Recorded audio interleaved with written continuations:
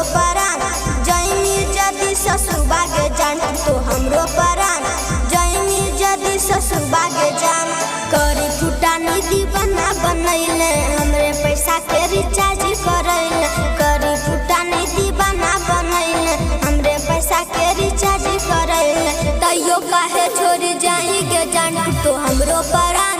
जैनी जदि ससुर बागे जान तो हमरो परान जैनी जदि ससुर बागे जान जैनी जदि ससुर बागे जान जैनी जदि ससुर बागे जान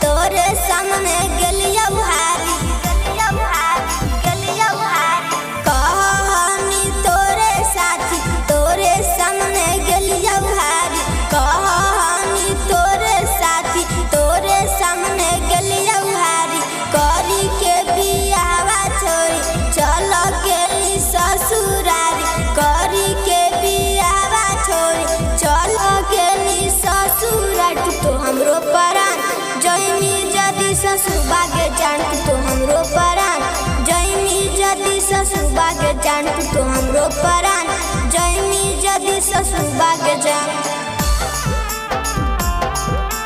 जैनी जदि ससुर बागे जान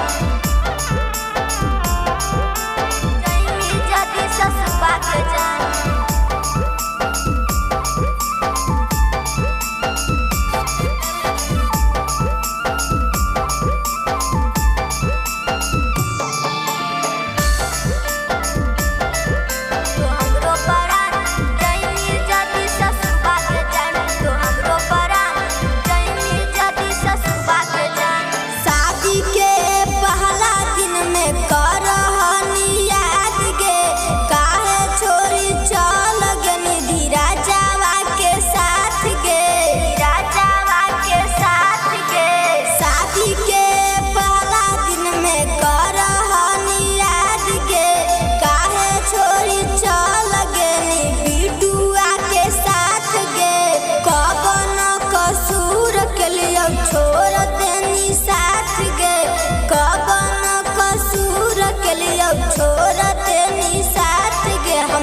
तो परान जैनी जदि ससुर बागे जान हमरो तो परान।